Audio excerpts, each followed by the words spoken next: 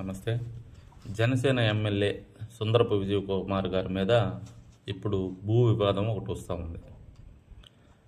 అది నిజంగా అతను భూ వివాదంలో అతని హస్తం ఉంటే ఖచ్చితంగా జనసేన పార్టీ అతని మీద యాక్షన్ తీసుకోవాలి కంపల్సరీగా. ఎందుకంటే జనసేన పార్టీకి, పవన్ కళ్యాణ్ గారికి ఇద్దరికి చెడ్డ పేరు వస్తుంది, పార్టీకి బ్యాడ్ నేమ్ వస్తుంది. కాబట్టి ముఖ్యంగా పవన్ కళ్యాణ్ గారు పారదర్శకంగా ఉంటారు కాబట్టి ఆయనకే మచ్చ వచ్చే పరిస్థితి.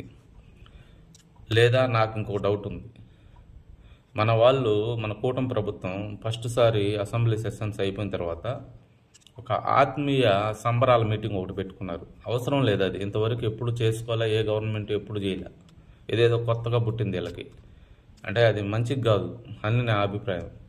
ఆ ఆత్మీయ సంబరాల సభలో ఒక ఫంక్షన్ ఒకటి చేసుకున్నారు. దాంట్లో సుందరపు విజయ్ కుమార్ అనే ఆయన జగన్మోహన్ రెడ్డి గారిని బాగా టార్గెట్ చేశారు. దానికి చంద్రబాబు నాయుడు గారు, పవన్ కళ్యాణ్ గారు, అక్కడ ఉన్న మంత్రులు, ఎమ్మెల్యేలు, స్పీకర్లు అందరూ నవ్వుకోవడం, వివిధ ఎమ్మెల్యేలు వివిధ రకాలుగా ఏసాలు వేసుకోవటం, పాపం జగన్మోహన్ రెడ్డి గారిని బాగా అవమానించేలాగా ప్రయత్నం చేశారు. అందులో ఎక్కువ సుందరపు విజయ్ కుమార్. దానివల్ల అతన్ని వెంటాడుతూ అతను టార్గెట్ చేశారా వైసీపీ బృందం.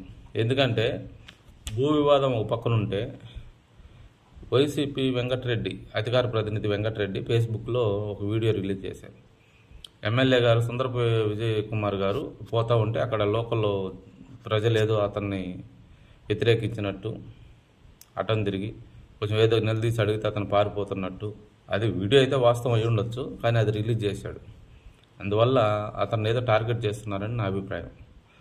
అది ఏదైనా ముందు పవన్ కళ్యాణ్ గారు కొంచెం చొరవ తీసుకొని పార్టీకి బ్యాడ్ నేమ్ రాకుండా చూసుకోవాలని నా మనవి.